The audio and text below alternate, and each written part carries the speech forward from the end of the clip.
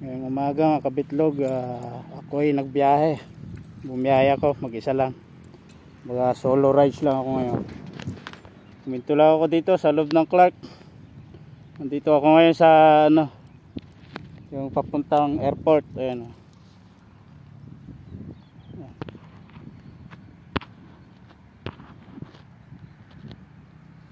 Yan. Yung roundabout na yan. Papuntang airport yan. Ito lang muna ako sandali dito sa may puno dito. Pahangin lang muna. Sabay unat-unat. Sabay alis.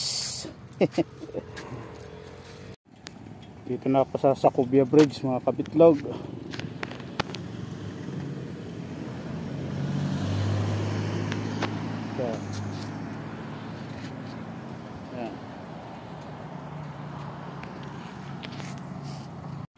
Ito ay tulay papuntang Bamban.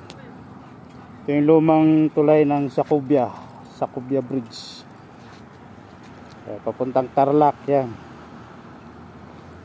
Ano? Dito ako sa may guard house.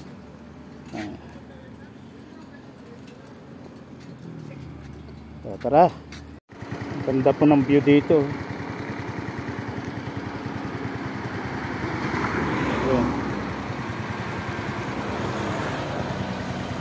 Yun yung bagong tulay ng Bamban Sacubia Bridge. Ang ganda rito. Yan yung ng lahar.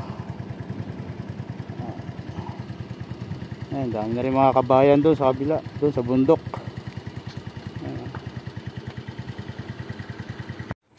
Ayan. Dito mga kabitlog, may nag-aani na ng tubo. Ayan, nag-aani na sila. Ani ng tubo. Ayan.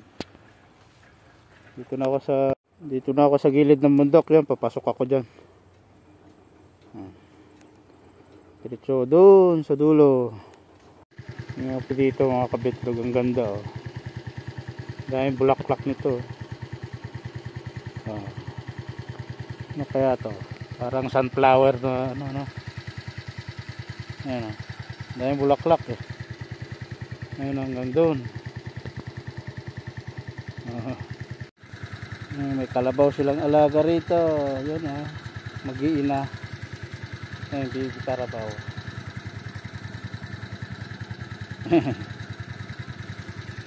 Mga kalabaw pa sila. Bibihira na lang yung kalabaw ngayon na alaga. Kasi yan po yung mga dating ginagamit pang araro sa bukid. Ngayon, bihira na lang may alaga niyan. Kasi puro di makina na ngayon ang gamit. So, konti na lang yung nag-aalaga ng kalabaw. Siguro sa mga ibang probinsya pa, mayroon pa siguro. Pero bibihira na lang nag-aalaga kasi yan. Kasi puro di makina na ang gamit ngayon. Puro high-tech na. Ayan. Pauwi na ako ngayon. Kasi nakuha ko na yung gamit ko. Nandun ako sa Sitio Batson kanina. Pauwi na ako ngayon. Ayan na, mga kabitlog. Bye bye.